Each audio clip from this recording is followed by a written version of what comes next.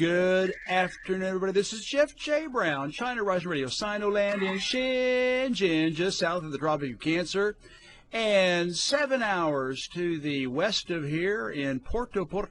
I have online Dr. T.P. Wilkinson. How are you doing today, Dr. Wilkinson? I'm awake at least. It's a little bit cloudy here, and with light showers. Oh, but wow. Nothing to complain about. All right. Well, listen, it's an honor and a privilege to have Dr. Wilkinson on the show. I'm going to read you his little bio, and after you hear it, you'll see why he is such an outstanding philosopher and poet. Dr. T.P. Wilkinson writes, teaches history and English, directs theater, and coaches cricket between the cradles of the Hine and the Saramago. He is also the author of the book Church Close, Land, Mission, and the End of Apartheid in South Africa.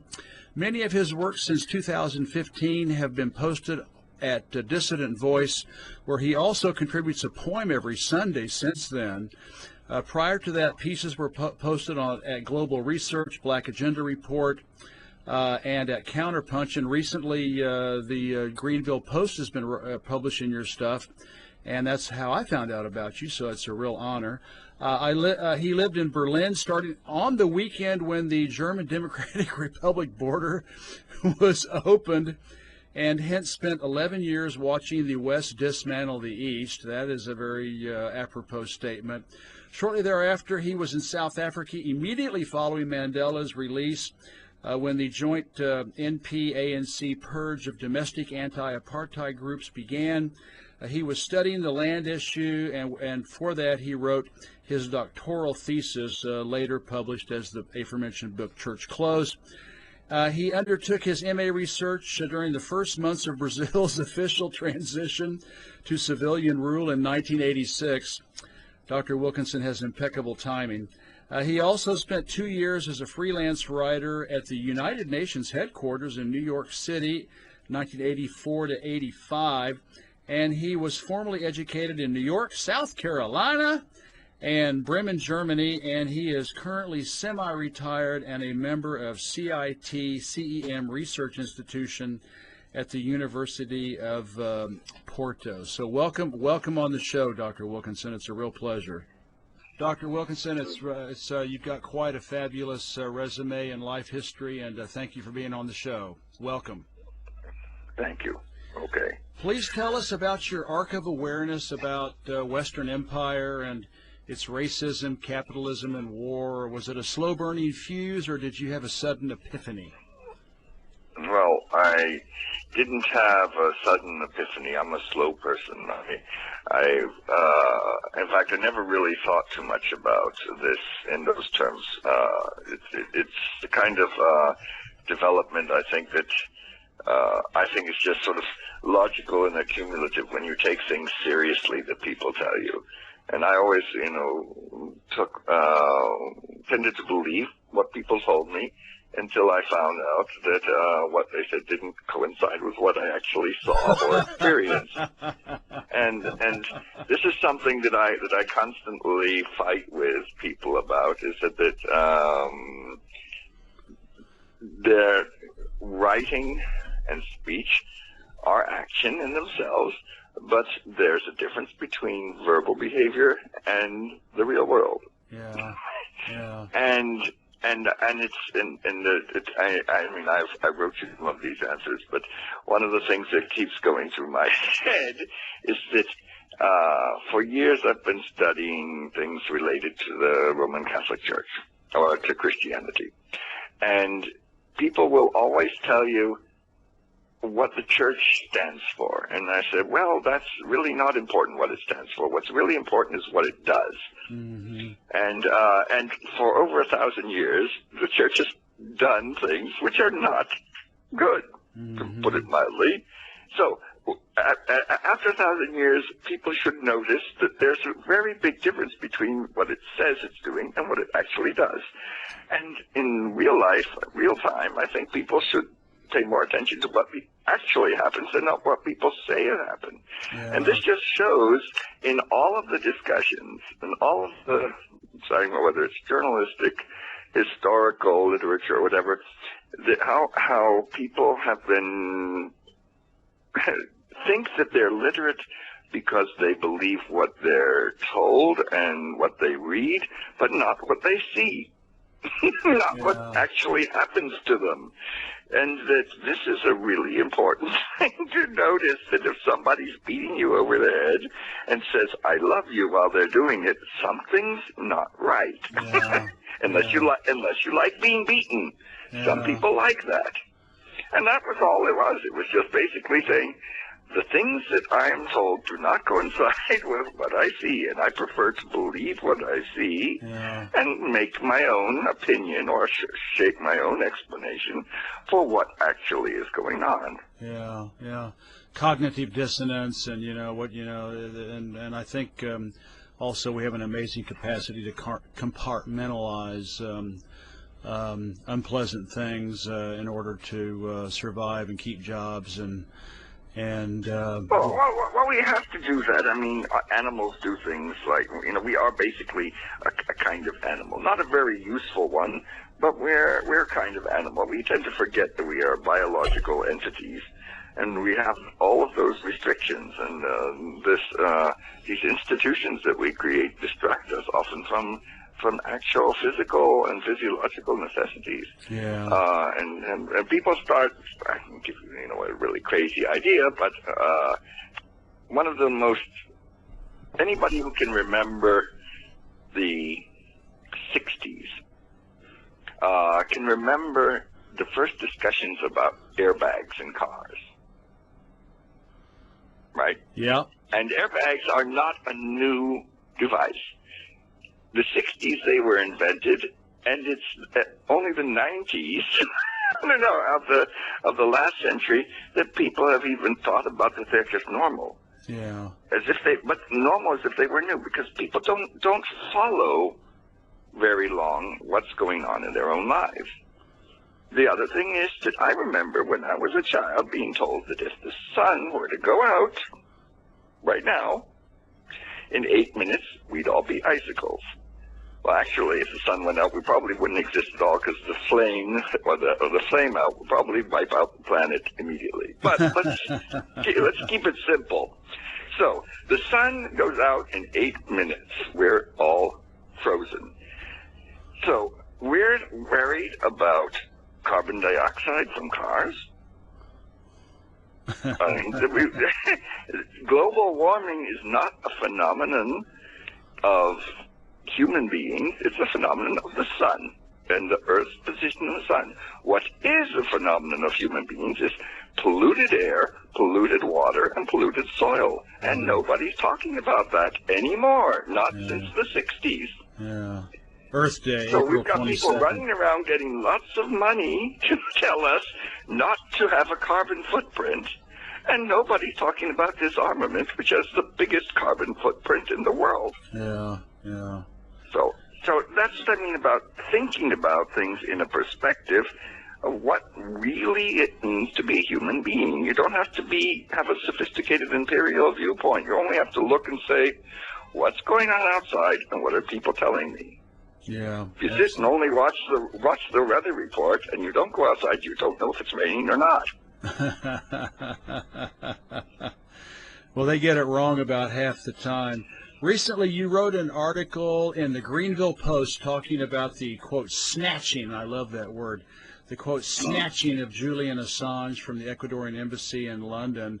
And I was thinking that, and you were saying that we mere mortals plan ahead a week, a month, a year in advance, but our elite owners have the luxury of doing so years ahead.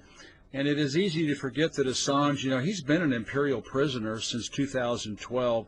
Why all the sudden outrage about his, quote, arrest when he's been locked up for 7 years and still is? And when we see what is happening in France with Emperor Macron and the yellow vests and turning Ecuador, Brazil, and Argentina from socialist to various stripes back to neoliberal whores, it really does seem like our owners are expert at just wearing us down and out and kicking the proverbial imperial can down the road to hell. Any comments on that? Well, You know, we all are mortal, right? and Simone de Beauvoir wrote a really nice novel about this called, in English, All Men Are Mortal. And I tell people who ask questions like this, they should read this book.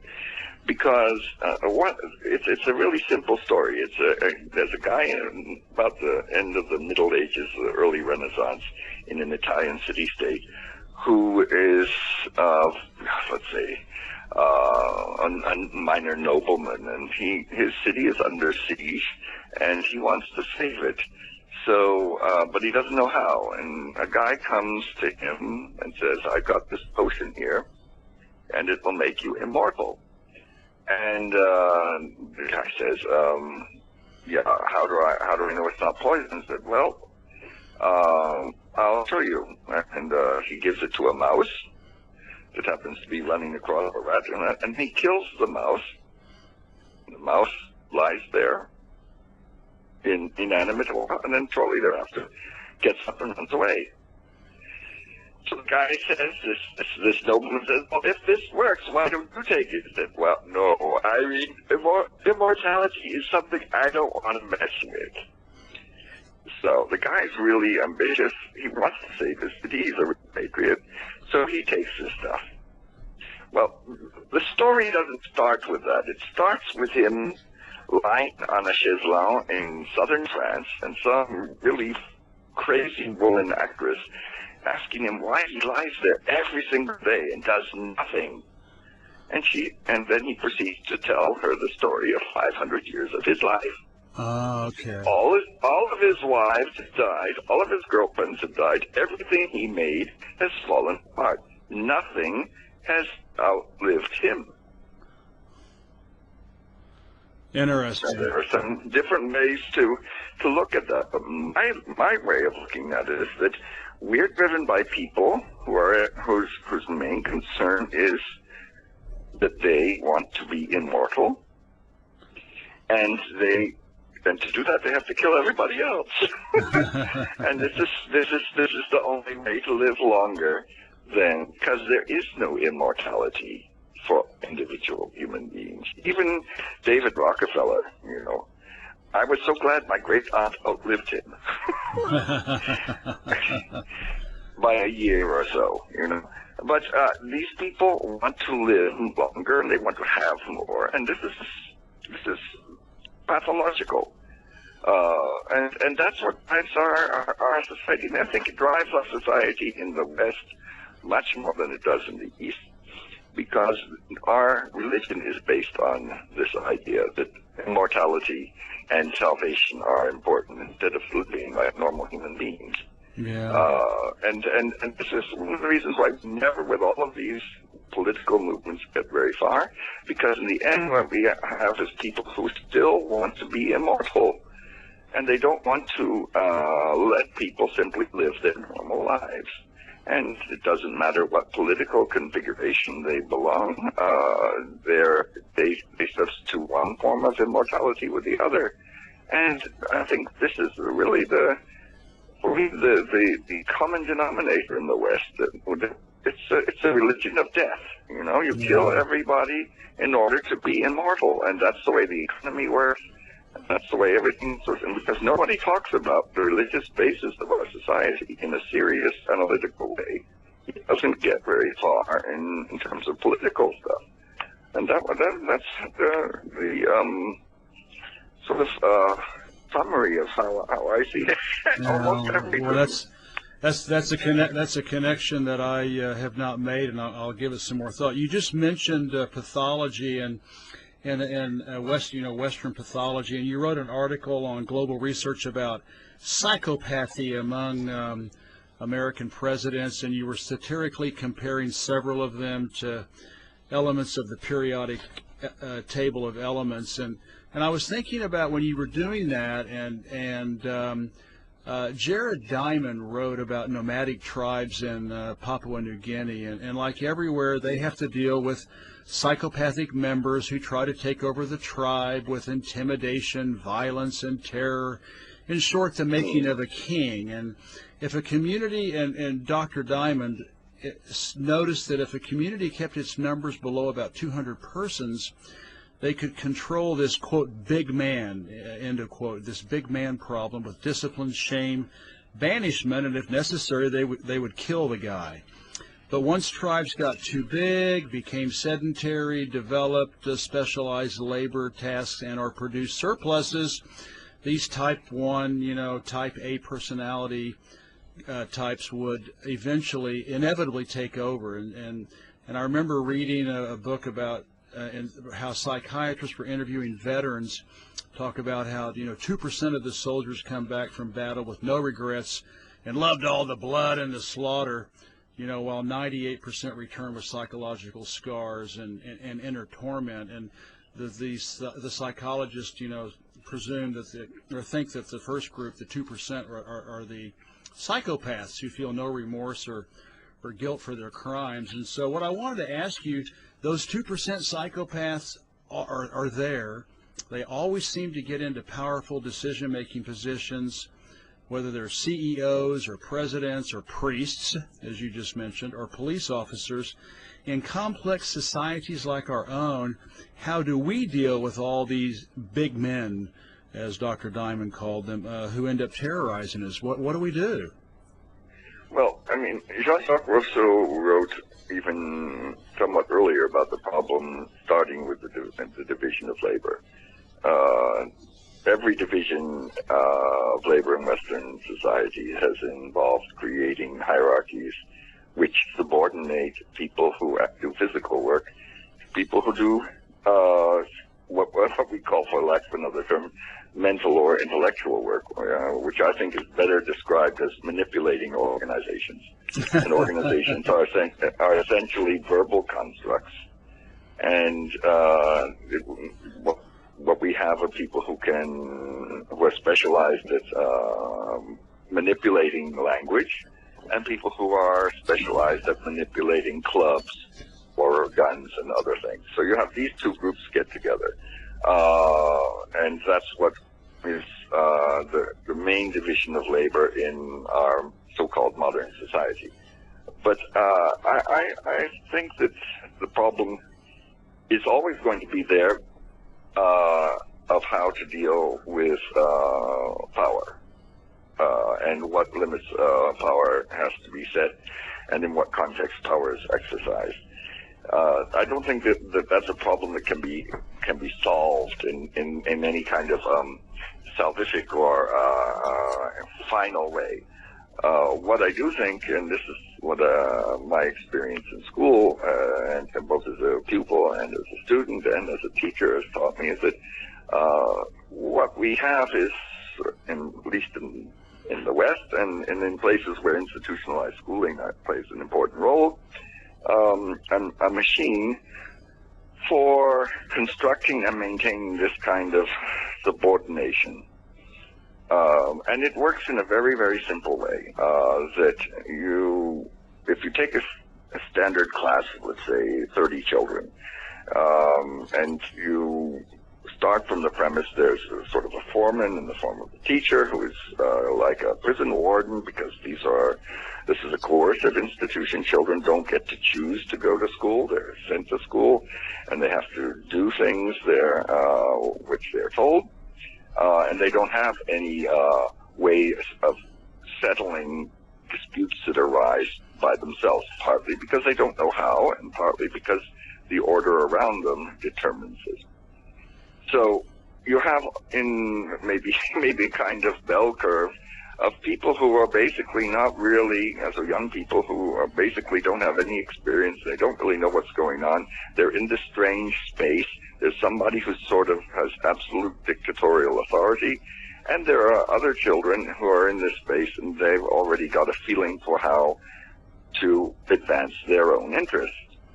And I call it, for lack of another term, and also because it's very scholastic, I call it a bully principle. Mm-hmm. And if you understand how it works in school, you can see how it works in every other institution, because this is where children learn it.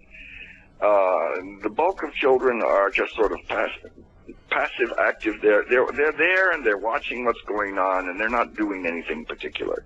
Then there are people who are one end of the spectrum, are there for whatever reason, and only concerned with themselves. And they can be concerned with themselves if they want to be alone, or they're concerned with themselves if they want to aggrandize. And it starts already with the teacher's collaboration in the problem of how do I deal with 30 people? 30 people who are not my children, 30 people who all have their own development or whatever, and I want to do my job and go home.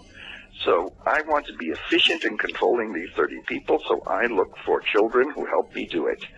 And one of the classic persons to do this is the bully. The bully actually works for the system.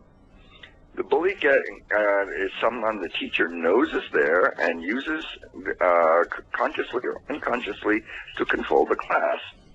Now, one of the biggest problems that people don't really seem to understand, and because they're not looking at the right things, I think, is how does a bully maintain his power?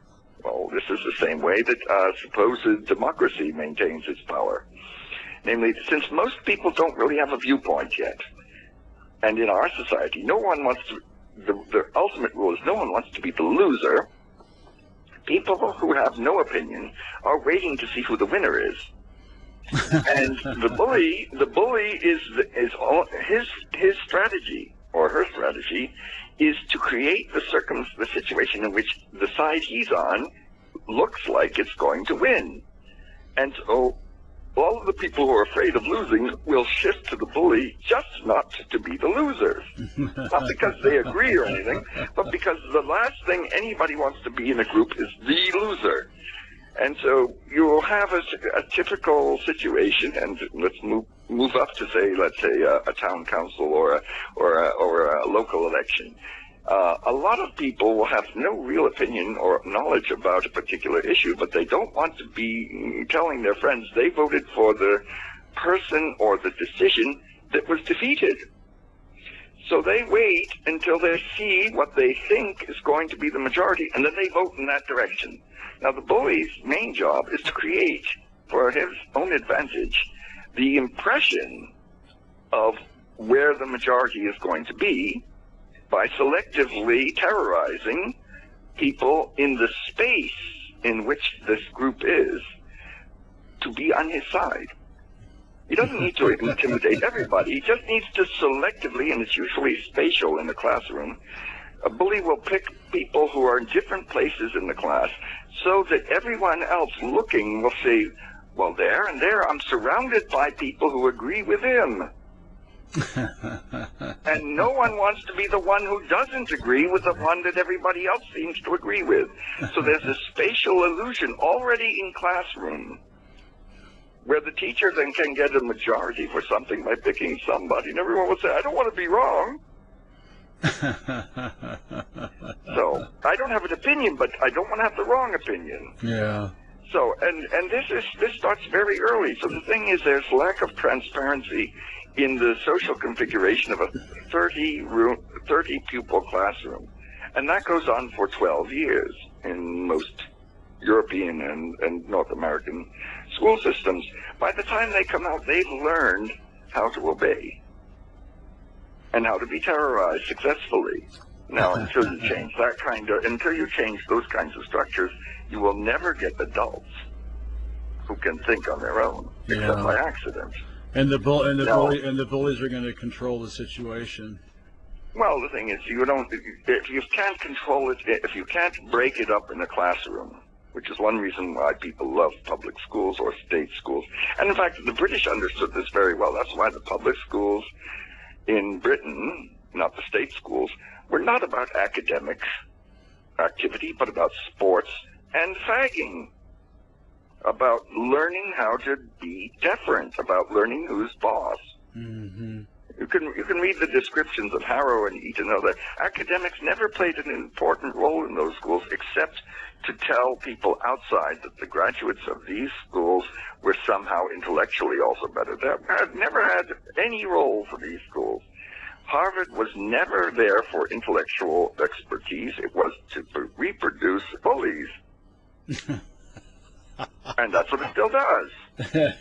The main people who come from the Ivy League, who go anywhere, have just been part of the bully system of the United States for decades or centuries now. But they know that they have to. They can't promote and say we're like the British, we're a bully school. So they buy talent. They buy talent with scholarships to give these universities, these elite schools, the image of having intellectual superiority. Whereas the norm is someone like a Bush, who would have failed without people writing his exams for him. Yeah, yeah. You know, Yeah. but this is a tradition that goes back to Great Britain, which is the great model of Western capitalism and social structure. You know, Americans love monarchy. They don't pretend. They pretend to be the Republicans, but they really love monarchy and aristocracy. And this kind of culture is nothing other than enhanced bully culture. You know, bowing down to people who have managed to produce a better song and dance and kill people who don't like it. Well, let me ask you this, Dr. Wilkinson. You know, you just mentioned, you know, Western capitalism, and do you think? Well, let me make one comment for your readers or listeners. I think really one book that people should read with Wilhelm Reich. Wilhelm Reich is really important in what he says about how fascism doesn't begin in the Nazi Party; it begins in the family. Who is this? Wilhelm Reich? Wilhelm. Oh, Wilhelm. R-E. Wilhelm Reich. Yeah, you mentioned him. I remember talking with him. Yeah. The mass psychology of fascism. Yeah. Very important book. Well, the other thing people should really read if they want to understand some of what I'm saying is a book by Franz Neumann called Behemoth, and it was originally written for the OSS as a part of a study of the German Nazi hierarchy. The first part is mainly about the political party structure. That's interesting from a historical standpoint. But the really, really important part is the second part that people don't pay too much attention to. It's about economic bureaucracy, how the state and the trust structures are integrated to use the state to administer the economy for the benefit of cartels. And this is very highly developed in Germany, and it's highly developed in the United States as well, but very few people talk about that when they try to explain how the authority of the system works, because most people are not controlled by politics, they're controlled at their workplace, or the lack of one. And if you don't understand the authority system for the business organization and this family organization, you cannot understand why we live in a sick society. Yeah, I'll have to. I'll ask you to email me the names so I get the correct spelling. I mentioned the titles in my written answers that I gave you before. Yeah. I'll look them up and I'll add those to the article. Well, if at the opposite end of fascism, for this big man bully problem that you were talking about, do you think an overriding ideology like, you know, communism or socialism helps, like in China, Cuba, Iran, etc.? You know, China has a grueling decades-long winnowing process of meritocracy that seems to do, I think, a great job of eliminating the worst of these psychopaths and bullies. Their leaders are very citizen-oriented and heads and shoulders above the West. Do you think an ideology, an overriding ideology like that can help overcome some of this bully problem? Well, I think in a way, this is my very superficial understanding of China historically. I think actually it's the absence of this overriding ideology that has been a major contribution. One of the things I recall reading and trying to deal with the distinction between Western religion and Asian religions was a comment, and I don't remember who wrote it, but it was around the beginning of the colonization of China, or the attempt to make China into largely a Western protectorate, where people who were primarily Confucian in their training and organization said, you know, we just don't maybe we should have something like the Jesuits, you know, because it was very clear to them that the Catholic Church was a far more powerful organization than anything they had to counter it. And we have a Jesuit Pope now. I mean, this only sort of proves the point. The Roman Catholic Church is one of the most powerful organizations in the world today. Still, it's so powerful that people imitate it. But it's not an ethical organization. That's all of its pretenses to the contrary. It's really a vicious power and wealth structure, and it has been since its creation. Now, I would argue, and this is really only tentative, but my general inclination is to say that what is probably successful in China is precisely that communism, or its application in China, is not a Roman Catholic model, but a Confucianist model. And the Confucianist model, which also prevails in Korea, is a meritocratic, principled structure, which is based on actually doing things, solving problems, and not based on a strict hierarchical organization in which the very top has the answers to everything. And that may be that. And my history teacher once told me years ago is that the reason for the Little Red Book that Mao produced was because he realized that he could not, if he wanted to transmit the values of communism, he had to use the structures of Confucianism. And Confucianism is transmitted in aphorisms and in principles, and not in great ideological superstructures. So he produced the Little Red Book as a Confucianist work, and that may be the reason why this other way of interpreting Marxism has been successful. There's another aspect which I think is really important, worth mentioning, and that is that if you look about it from a religious history point of view, the West is the only part of the world, West meaning Western Europe and those places that are populated by so-called white people. It's the only part of the world that has no ancestor worship. No, I hadn't thought about that. All of these, Africa and the indigenous of North and South America, and all of Asia have very strong, even contemporary traditions of ancestor worship, or at least a kind of a strong, deeply rooted respect for ancestors. And only in the West do we not have that. And I think that there's a reason why there are various reasons why that's the case, but one of the things that, one of the results of this difference is that the respect for ancestors is not only respect for people of the past, it's also respect for the nature in the past, and for certain continuity of certain things that you simply respect because they were there before you came. And we don't have that in Western culture. We have no respect for anything of the past. We don't even have a past. We're always making it up. And we don't, we hate our old people. We hate anything that still works, that's not new.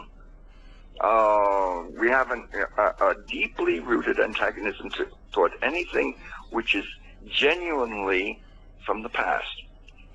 And because of that, we're always destroying things, because destroying things is the only way to eliminate the history. We historicized in the 19th century. We learned how to talk about European culture as a historical process in the 19th century, but we never grasped it as a sense, at least the bulk of society never grasped it as a real past.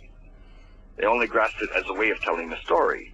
And that's different from Asia and the rest of the world, which has a past and recognizes that past as part of the present, and didn't have to be told that they had a past.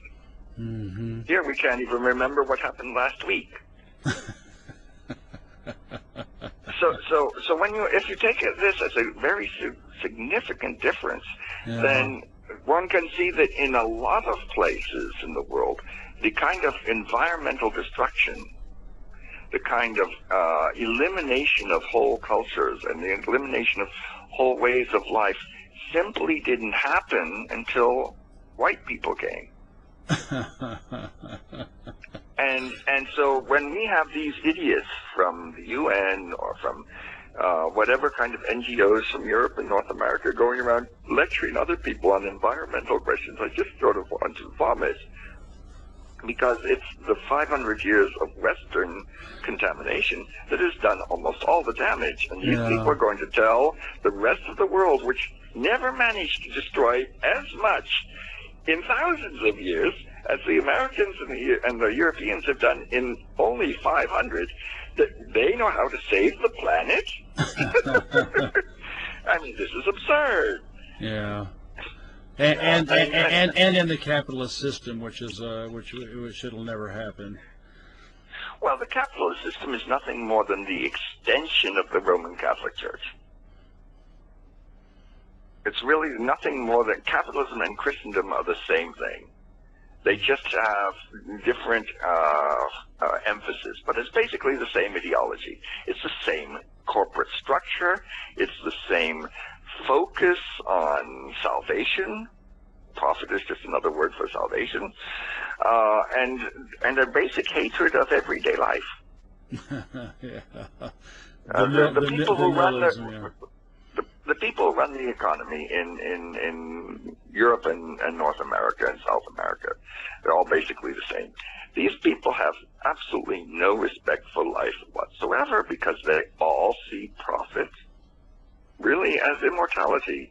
And that's the only thing they're caring about. And that's what the Middle East, the medieval Catholic Church taught these people, that life on earth is hell, and salvation is the only purpose to live, and the only way to get to salvation is through the church. And in the modern world, it means the corporation.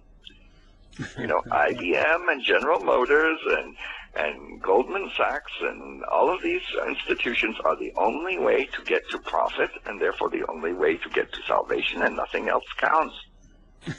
And if you understand that, then it's very clear why nothing can change in the West. The only thing that can change is in the rest of the world. And when maybe Western Europe returns to the backwater it was 500 years ago, of primitive grain, so nut and berry eaters.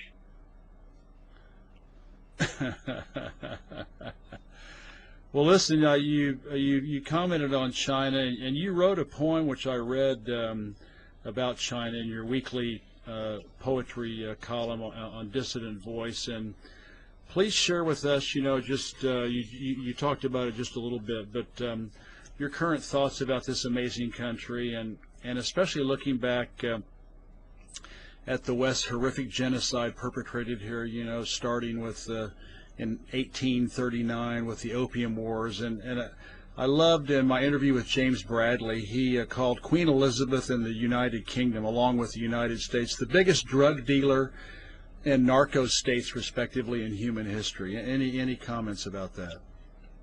Well, I think this is accurate, but it goes back before the Opium Wars. I mean, actually, the beginning of the drug trade was coincided with the European creation of the sugar industry. I mean, sugar is the drug number one in society. People consume more sugar than heroin. And I guess if you count all the people who've got sugar-related diseases, they certainly exceed well over the number of people who are suffering from addiction to opiates and similar drugs. And this was really the original drug business.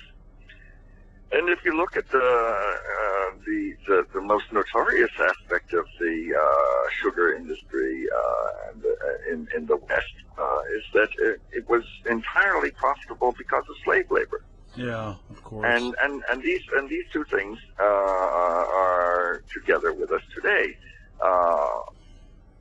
Drugs and slave labor are the economic foundation of capitalism. This is what Eric Williams wrote in the 40s.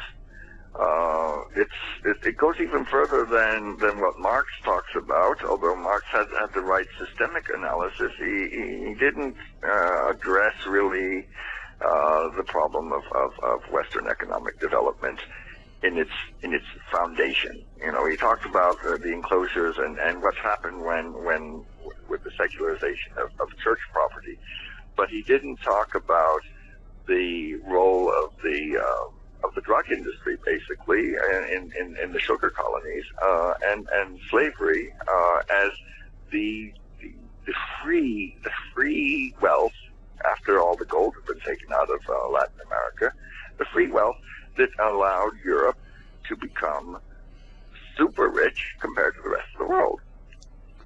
You know, and this is this excess wealth from free labor and from drug dealing is what is driving the economy today.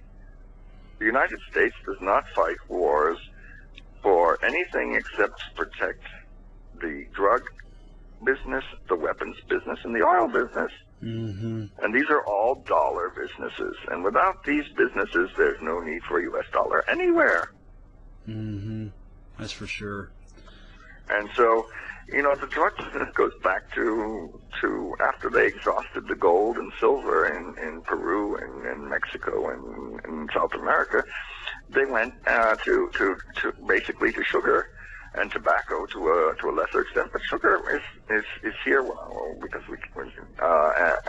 even if it doesn't come from slave labor anymore. But it just means that the culture of getting wealthy is selling people things they don't need with labor that's not paid for. Yeah. Well, of course, that's go what ahead. Afghanistan is about, you know. Yeah, it's all about the opium. It's all about the opium. Well, opium, and then there's also, you know, some other minerals and stuff like that. But the main thing is to get things for free. Yeah. Not to get things for low price, but to get them for free. And if you know, we always have to listen to people who tell us in a high authority that we have to work for our money. But in reality, the people who are rich don't work. So where's the reality there? Getting rich has nothing to do with work. And that's something we don't like to talk about, but it's true. You don't get rich from working, and my grandfather told me that. And I didn't understand what he meant, but he said one other thing, which I think is really, money is really easy to make if that's the only thing you want to do. Yeah. And if you turn that around, it's like an equation in algebra. You turn that around, it means the people who have the most money do absolutely nothing else but think about how to make more. And whether they have a foundation that donates money here, and whether they go to the opera, and whether they appear on this show or whatever, they never do anything in their lives if there isn't some money to be made. Mm-hmm. And frankly, most of us, I think we can say, and this is where the virtuous person comes from. The virtuous person is that most people aren't really that interested in money, or don't have the capacity to think about money all the time because they've got children, they want to have sex, they want to do other things, and money sort of gets in the way. But really rich people have someone to do all those things for them. So you want to get to another thing, we go back to Rousseau. It said, the minute you agree that there's a class of people that don't have to wash their own clothes, you've got a problem in your society. Not to mention, you mentioned, you know, sugar, tobacco, and slavery. We also can't forget the wholesale theft of entire continents like North America and all the resources from South America and Africa and the colonies, and stealing it for free. Like you said, that's the way capitalism works. It's just smash and grab and rape and plunder. You wrote a really good article in Global Research, and I had never seen this acronym before, AAIE, the Anglo-American Israeli Empire, which I really like that. And you compared the Zionist state to the special treatment the Catholic Church accorded the Knights of Templar during the Middle Ages. And the Knights got too arrogant and complacent for their own good, and the Church wiped them out. And I wrote in the China trilogy that the gates of Jerusalem have changed hands 44 times in the last 5,000 years, and will surely do so again. In other words, meaning that Israel is going to eventually lose control, or the Zionists will lose control of Jerusalem. Please share with us your Templar analogy and when you think genocidal Israel will get its just desserts. Well, I don't make any business by predicting what will happen in history, so I'm not a soothsayer. My comparison was simply that one doesn't have to look very far back in history to see that the official explanation for the existence of Israel has nothing to do with the actual reason why the state was created. And I didn't originate this argument, but I can summarize it. Nobody had, as far as we know, any plan for the National Socialists to take power in 1916 or 1917. I haven't got the exact date in my head, when Balfour wrote his famous letter to Lord Rothschild. In this particular case, how should the Balfour Declaration be understood? The Balfour Declaration has to be understood in view of the fact that it was already clear to the British Empire that they were going to have problems controlling territories in which all of that oil was. And World War I was exhausting the capacity of Britain to maintain its empire in that way. And by the end of World War I, you had the additional problem that the United States, for reasons of its own or its elite, was promoting the idea that countries, the people should have something called national self-determination. I don't want to make it more idealistic than it was, but we had this at the end of World War I and at the end of World War II. And to a certain extent, by pronouncing these kinds of doctrines, as infamous as they may be, expectations were awoken that people would actually be freed of colonialism. That this was not going to happen, at least not in the way that those colonial peoples expected, was something we probably couldn't have anticipated, or at least they couldn't anticipate, because they took things seriously, more or less. That we're told to them, yes, there's going to be an end with the League of Nations, there's going to be an end to colonialism, there's going to be an end with the UN to colonialism. Okay, so already before there was ever any idea of what was going to happen to many millions of people during the Second World War, Britain was trying to discuss or resolve its coming problem with how to divide up the former Ottoman Empire. And the practical solution, I think, was these people who in Britain were all schooled in sort of ancient history, but not very much in modern history, unless they went to a few of the professional schools at that time, thought in classical terms of where do they have to be to have control over that region. And the control of that region is basically Cyprus and Malta and Palestine. These are the historical places for controlling that region. And the Templars controlled that region under the premise that that was also the hub of the Asian trade route to Europe. So It was not just religious reasons are just something like today. They're nice decoration, but the real fact was that overland trade efficiently came through the Levant and then was taken from there by ship to Venice and to other places in Europe. And control of that was an important economic decision to keep military control of that.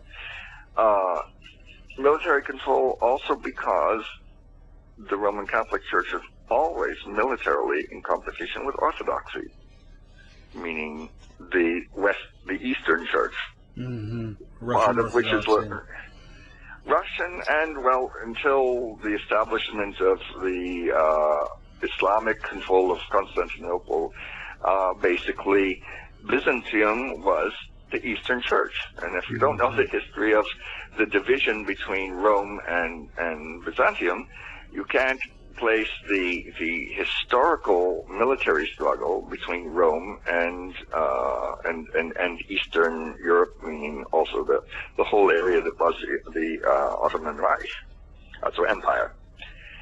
So you have this. That's the classical role that the Templars fulfilled. They enriched themselves by it, and the Pope or the Catholic Church didn't have its own resources. It used mercenaries like everybody else did at the time. So the Templars were established as a corporation. They controlled and delivered tribute to the various potentates in the church, and therefore they had a license to sort of run that area. And that's basically what Rothschild was negotiating with the British government, is we want to have a colonial influence in this area, although we're going to tell everybody there won't be any colonies. I mean, you have to remember that the Sykes-Picot Agreement that was concluded before the end of World War I divided the Levantine and Syria and Iraq between France and Britain secretly. Unknown to all of the people who the British have been saying, after the war, you're going to be independent if you support us against the people in Istanbul, in Constantinople, against the Ottoman Empire. So these people were cheated out of their independence, and the British knew that they couldn't fight them all, so they needed a base. And we can't forget that Rothschild, as a representative of the leading European banking institution, is also connected with the oil companies. And Britain had, in World War I, already changed from coal to oil, and was driving its whole fleet was going to be driving its whole fleet on oil, and there was no question of leaving the oil in the control of the people who lived there. But you have to do it indirectly after World War I. And so we have the plans for establishing Palestine as a white European colony. It's just incidental. Yeah, but it's incidental that it was Jewish. And the Jewish process the process of it becoming a Jew was a convenience.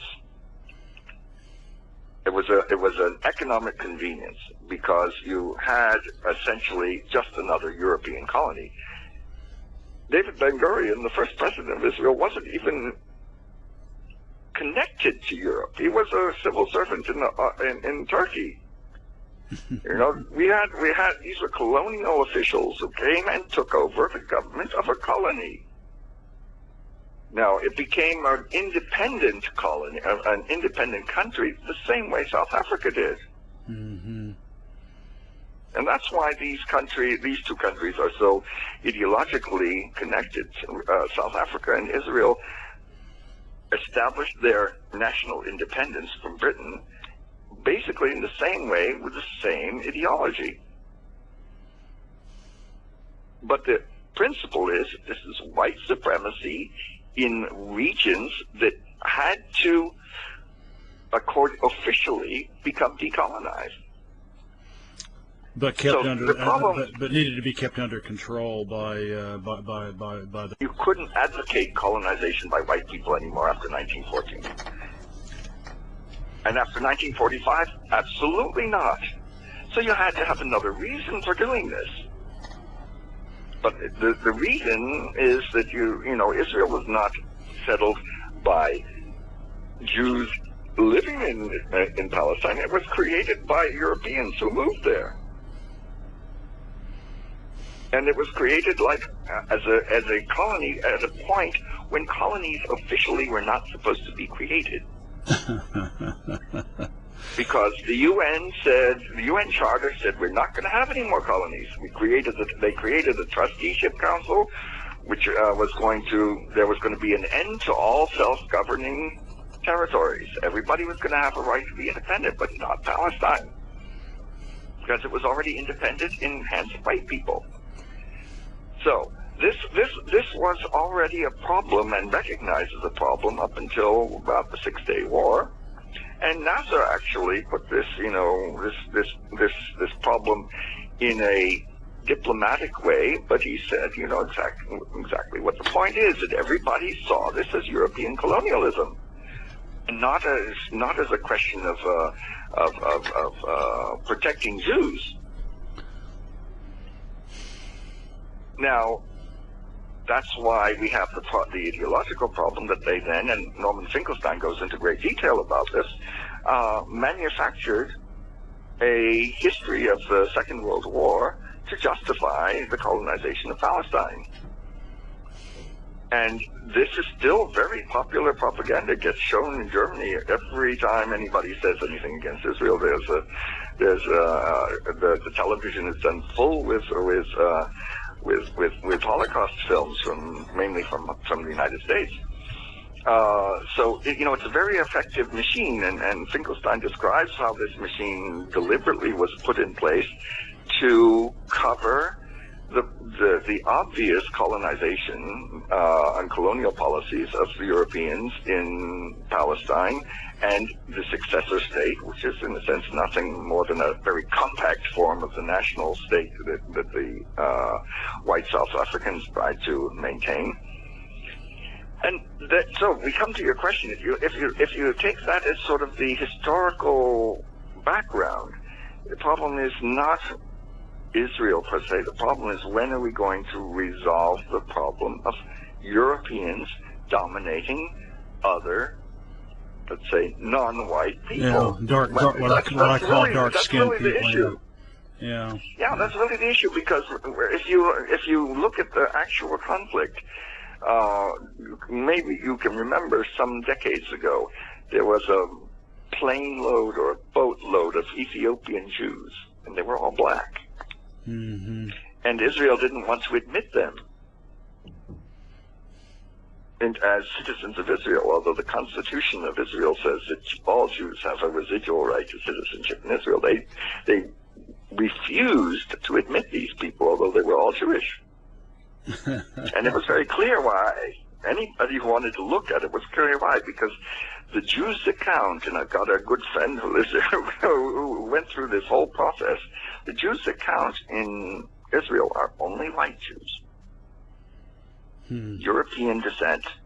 And that's the problem that nobody will back. Because to say that it's really about white folks means that it's about white folks everywhere. And we aren't, and under, that's why Trump can defy, or even that's why there's such a thing called Christian Zionism, because it's really about white supremacy. Yeah. Well, that is thought-provoking. I really appreciate that, because I hadn't really thought of it that way, but I understand what you're saying now. Well, this goes back to the first question you asked. I didn't have any epiphanies. I just tried to keep things simple. And I try to try to describe what I see, rather than just reading the manual and finding that the manual doesn't. Well, I mean, you live in a country where it has a completely different language than anything in Europe, right? And so you probably are aware of the fact that there are some things that people will translate that simply can't be translated. You can only look and see what it is and handle it yourself if you don't know the language. Well, what we have is basically in the West a massive language that is so thick that people have enormous difficulty seeing real things, tasting real food, seeing what's really happening in front of them because they only believe what they're told. I'll tell you one last anecdote on this point. I had a discussion with a political science friend of mine who works in the Green Party in Germany and is reasonably educated, at least I think by normal standards. And we were talking about Russia and the United States. And there was a discussion about, well, Russia does this and Russia does that, and Putin does this and Putin does that, and I said, well, like, what are you talking about? And she said to me, and I almost wanted to fall. I didn't know whether to break out laughing or to cry. She said, well, it's true that the United States actually creates and commits the most human rights abuses. But that's not the point. We're talking about Russia.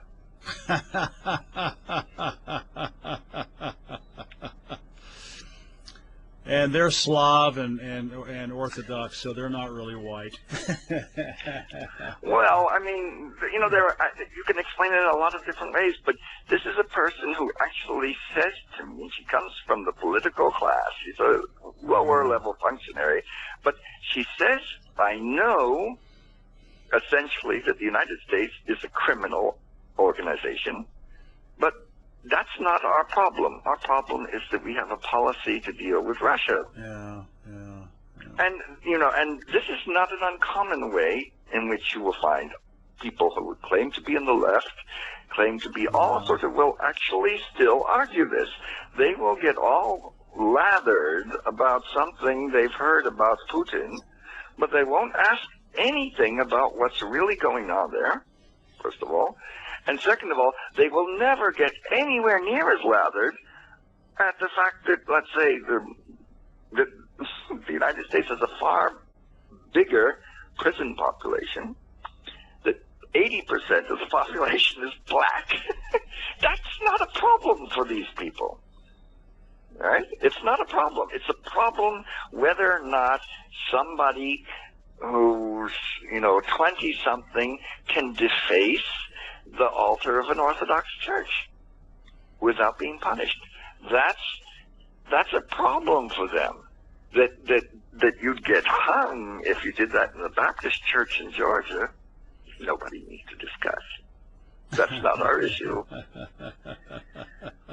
And this is because they're not really in the world. They're in this sauce or this pot of this cesspool of language, which has no relationship to where 90% of the population lives and believes. And it's mainly a white problem, or the people who call themselves white, or that we are assuming, what the Chinese, I think, call long noses. These are the people who have the problem, and there are not really that many of them. Yeah. But they're everywhere. It's sort of like cockroaches. When people like to refer to Kafka, for a lot of things. They refer to his book about, I've forgotten the name, but they don't talk too much. Franz Kafka? Yeah. Oh, yeah, the process. Yeah, people normally talk about the process, but they don't talk about the metamorphosis. Oh yeah, well, that's where they got the famous the fly.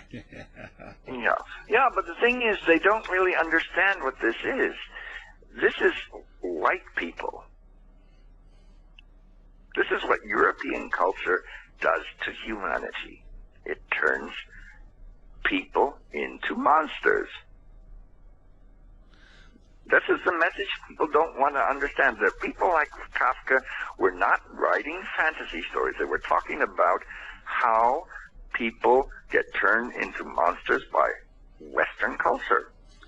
Well, it's funny. And they did it very graphically. And everybody talks about this legal problem and this Kafka-esque thing, but the real Kafka is talking about the monsters created every day by the Roman Catholic, Jewish, Protestant, whatever, Western white civilization. It creates monsters, and you have to do a lot to avoid getting turned into a monster like this. So, and that message doesn't get across.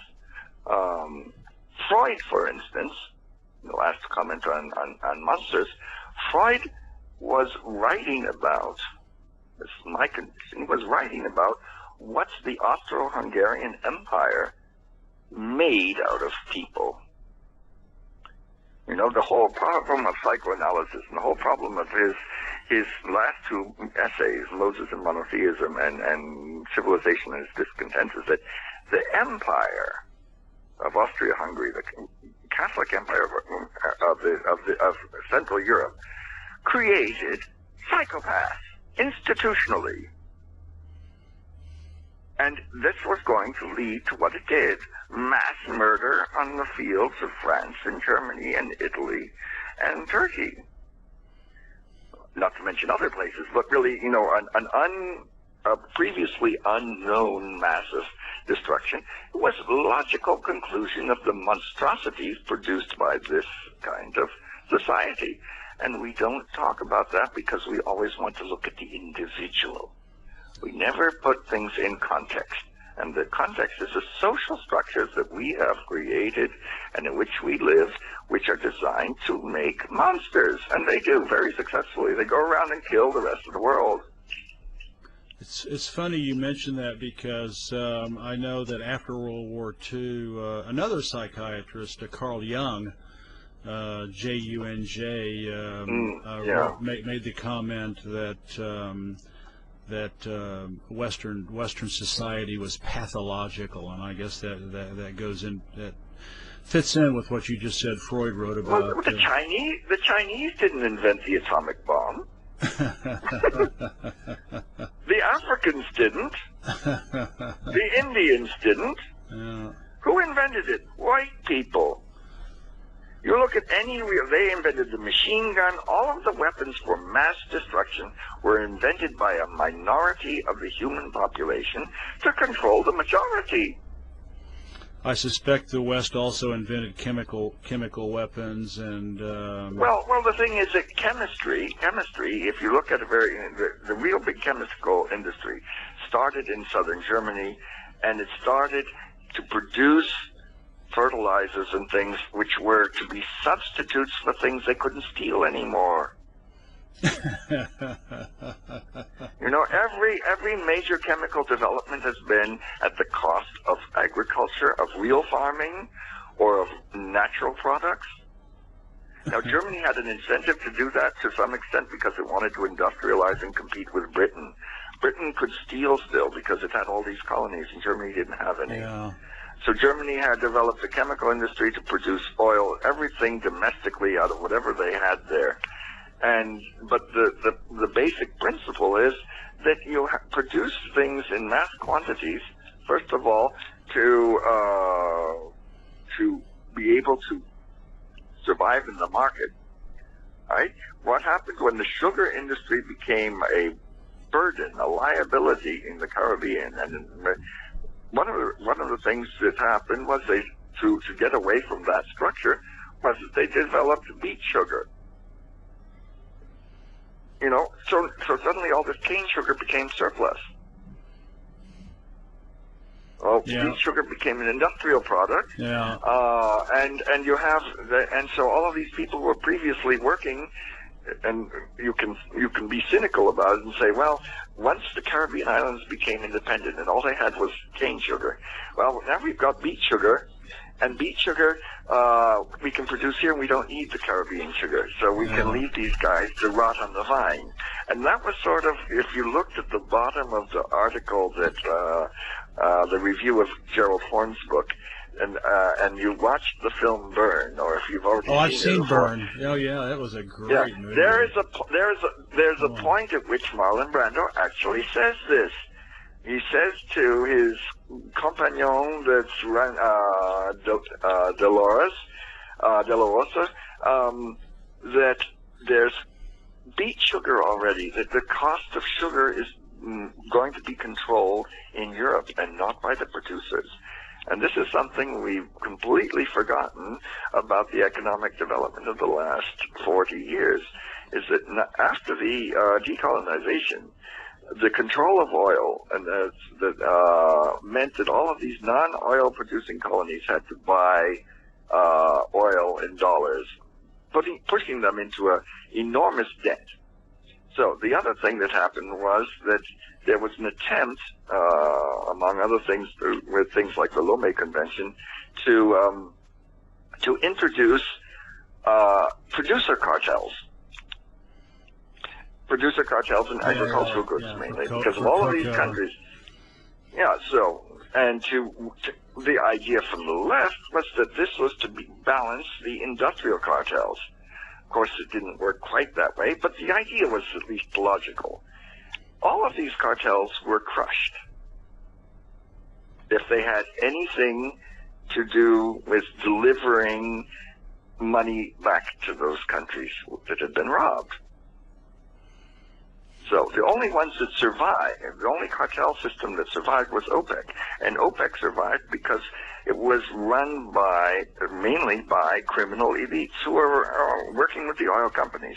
And so if you look at John Blair's control of oil, which is back in the 70s, 60s or 70s, he explains there's never been a shortage of crude oil. There's only been a shortage, there's always been a danger that there would be too much, and that the price would go down. The people don't talk about the oil industry in anything resembling historical accuracy, so that you know this idea of oil prices and stuff like that is mostly nonsense.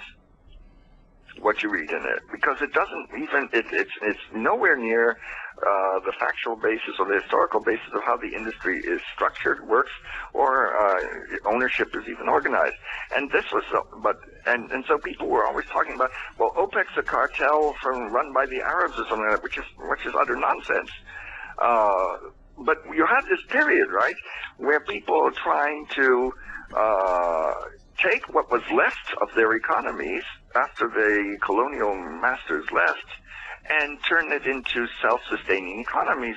And it was not possible because Europe had an industry capable of replacing almost everything that could be naturally produced in its colonies by the time the war had ended. Mm-hmm. All paid for by taxpayers, well noted, because the war industry basically forced the production of substitutes to agricultural or natural products in order to make high profits, but also to be sure that you had things if you didn't have the right colonies to supply you. So you have this process of chemical industry basically built up on the oil industry and on the capacity of Europe to dominate all of these other countries by threatening them with replacements, which are always more expensive, but they're not more expensive if you've got people to pay for them. And we have people pay for them. We send, like the British crushed the textile industry in India so that they could import more expensive textiles from England. And we do this still today with every other, even in Portugal. We import things in Portugal that we couldn't make ourselves. Even in the EU, it's like that. In a small place, it's divided. The northern countries get things cheap and sell them back to us expensively. And nobody seems to notice. Nobody seems to care. Because there are always enough people who are making a little bit of business on the side and say, okay, I don't want to upset things. You know, I don't want to upset things because I'll lose my income or something worse. So we live from day to day. That's my lesson. That the empire is something for the eternity. Leave it for the people who live forever. I'm only interested in getting through my life. Well, that's like hard enough. Upton Sinclair said that it's hard to get a man to understand the truth when understanding the truth when his job depends on him not understanding the truth. So well, I'm a little bit different. I distinguish on that point. Is that I think that throughout history, most slaves knew they were slaves. Sometimes they could do something about it. Most of the time they couldn't. But they didn't pretend that they were free people. Yeah. And at home, everybody knew. And the problem we have, at least in white folks have this problem, is that they pretend all the time that they're free. And the only way they can do that is by making sure other people really aren't. Yeah. Because then they can always say, I'm free because he's not. Yeah. And he has to work, I don't. To simplify it. But the thing is that I don't believe in that. I don't believe that I'm particularly free. I have a privileged position for my circumstances. I'm happy. You know, I don't have to work very hard. I have a nice place to live. I don't have any money to speak of, but I know people have much less. Right? But I don't pretend I'm free. I don't pretend that I live in the best society in the world. I don't pretend it's a democracy. I just accept that those are things that I'm not asked to decide and that I don't have any authority over. And I talk to my friends, I say that. I say, look, you know, I don't live in the best place in the world. It's okay for me. I don't live in a democracy, but I can survive. And I don't tell other people that my life or my society is better than theirs. Because it just ain't true. Yeah, well, that's for sure. And I think that even a person whose job depends on, and I've worked in companies where your job depends on a lot of official self-deception. That's one thing. You know, you have your job. You have to be polite if you're a waiter, even if you hate the person you're serving. Your job is to be a servant. But when you go home, hopefully you have the integrity to say, well, I did my job, I got my money, but I don't have to tell my family that I'm a superior person. I went and did my job, and I'm done with it. Now I'm home. And everybody else, and this is what, you know, the labor movement has lost. There was a time when where workers knew they had to work, they knew who the boss was, and they didn't pretend that they were the boss. You still there? Yeah, I'm still there. I'm listening. Yeah, you know, and what we have now is that people are all pretending they're the boss, so that they don't see the real boss. Because that's embarrassing. That's embarrassing to admit that they work for the man. Yeah, right? Yeah. I know who I work for, and I don't pretend not to work for this person, or this entity, or this whatever. I know who it is, and I know that tomorrow if somebody thought I was in the way, I would not wake up in the morning. Just like 400 or 500 years ago, I would hope that they wouldn't torture me. You know, I don't like pain so much, and you know, I would hope that if they're gonna, you know, if I'm becoming unpleasant, that they just kill me and get it over quickly. You know, but I don't imagine that we somehow live in a civilization. You know, like Delors decided that white civilization. How long is that gonna last? If it ever existed. Yeah, Burns a great movie. For a lot of people who've never seen it, I will put a link to that. I think it's available in low quality, but I think it's available on YouTube. It's really an outstanding movie. So. Well, the other film that he made, Battle of Algiers, is really also very interesting. Interesting as well. That's a nice little movie. Well, it's not nice to watch, but it does give you an impression about it's basically what's going on today in all of these places that are occupied by NATO. You know, in fact, the people who developed this strategy became the experts in insurgency against poor people worldwide. They were French, and they went to the United States and advised the Americans how to fight in Vietnam. and their generation passed all that information on. Now we have like third generation, but Algiers is basically the people who were relevant for that Algerian war had a footprint that covered 40 to 50 years, and we still have the influence of this doctrine of dealing with especially urban populations. And it's interesting if people were to even look in that particular vein to see the continuity between what French and British colonialism developed on population control strategies, and how they are still, with new and improved versions and new technology, still the guiding form for organizing power in places to be exploited. Well, man, I tell you what, Dr. Wilkinson, this has been an amazing conversation, and I'm really going to have to get you back on. We could talk for another hour, but unfortunately, if we go too long, then people see how long the podcast is, and they don't want to click on it. So I'm going to have. I think you should keep things in a digestible form. So let's get you back on, and I'll be in France this summer, and we'll be almost in the same time zone, and maybe we can pick up. I actually had 3 or 4 more other questions for you, but let's say this is part 1. How about that? And then we'll continue again in June next month when I get to France. How does that sound? Yeah, okay. I just have a question. How do you manage to have French and U.S. nationality? Were you born in France, or was your parent French, or No. What happened was I got married to my wife, who is from France, in 1988.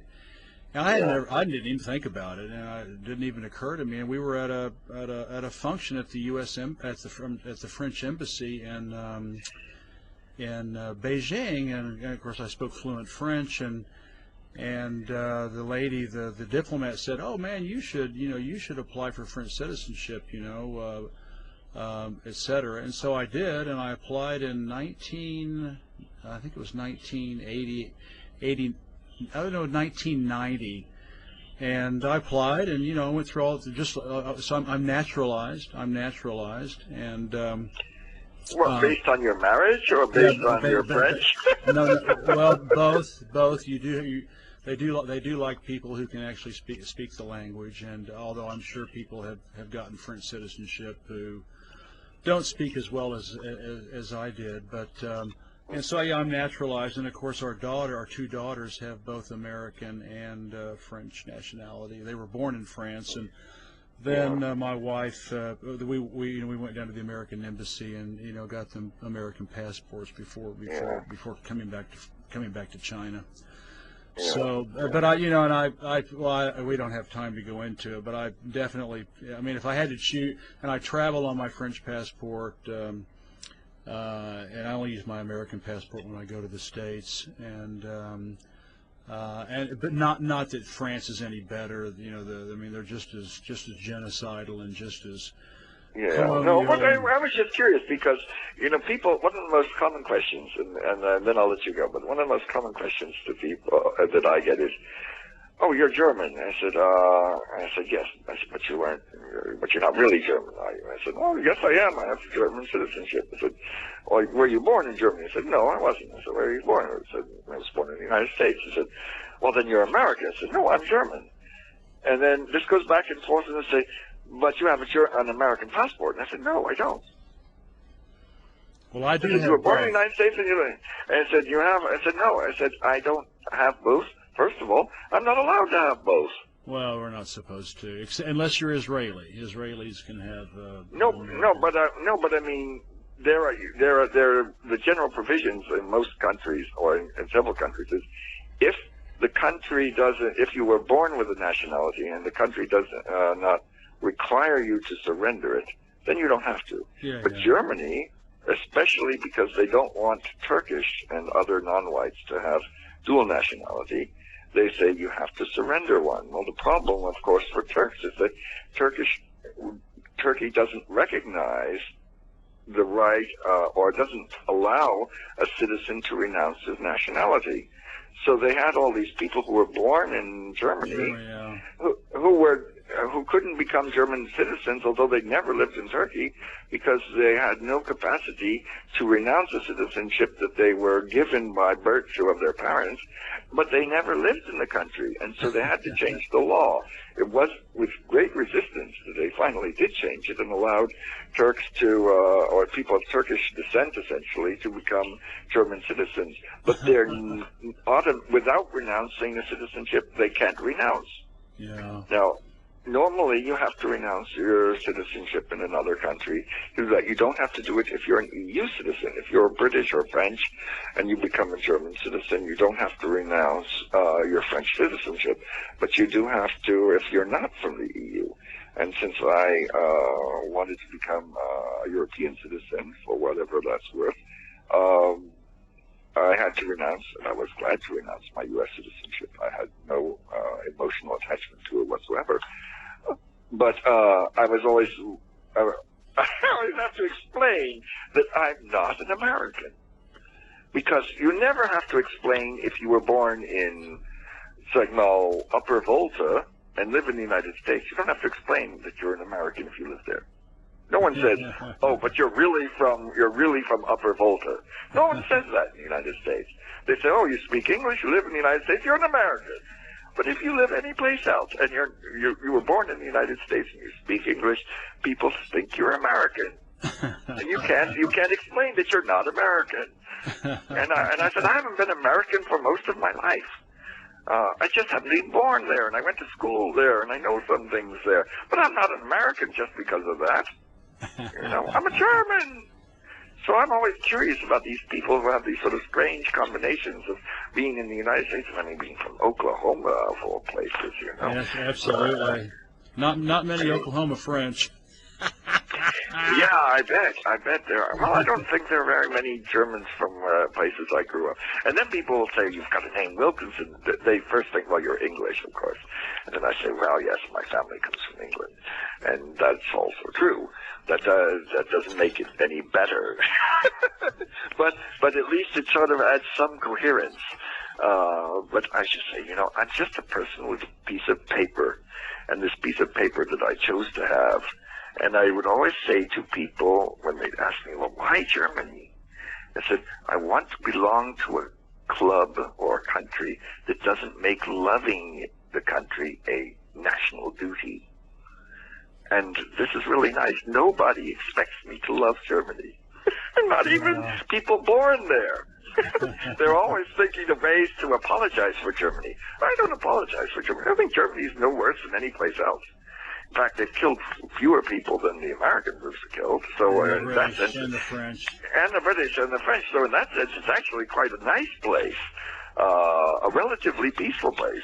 They drive crazy, and there are too many of them, but they're certainly not the worst offenders on the planet. Yeah, so I don't shame myself for being a German citizen, but people in Germany have been taught to be ashamed of it. They shouldn't be more ashamed of it than any other nationality from Europe. But in any case, I don't have to say to everything, "I love Germany," but. And in the United States, you cannot say anything unless you first proclaim in the best form on your knees how much you love the United States. And then you can say something, and then you can say something slightly critical. Like maybe there are too many holes in Interstate 95 or something like that. That's the kind of criticism you can exercise in the United States. But only if you said, "But I love my country." And that's just nauseating. I mean, no civilized human being can live like that. I mean, even though France is an old, colonial country, they did have the universal rights of man. They had some great. They killed a few people, kings and stuff like that. They didn't just kill black people. Yeah. This is the thing. Americans never killed anyone but non-white. Yeah. At least at least in France, they killed their king. I mean, and lots of other nasty people. And had a revolution. But so I do feel more French than I do American, and so that's why I typically tell people I'm French, just because I just feel more psychologically. And you're French with an Oklahoma accent. That's fine. There you go. Well, listen, Dr. Wilkinson, it's been wonderful to have you on. I'm going to have to. We'll do it again in June when I get to France, and we'll pick up with the other questions I wanted to ask you about. How long are you going to be in France? 2 months. 2 months. Because I'll probably go to France in July for my birthday. Well, let's get together. Let's get together again. Let's get together. We'll have you up in Arromanches. We're right on La Manche of the English Channel in Arromanches, and we've got a guest bedroom. So are you in Normandy or? Calvados, Le Calvados. Yeah, I'm in Normandy. Okay, I know the area fairly well. That's nice. Yeah. So I'm going up for my birthday to Champagne. Okay, cool. Well, you'll be driving close by. Drop by, and we'll have you. Well, you can stay over for a couple of nights, and we can have a Portuguese wine one night and a French wine the other. All right. Well, thank you for the conversation. It's been a blast. To read my stuff.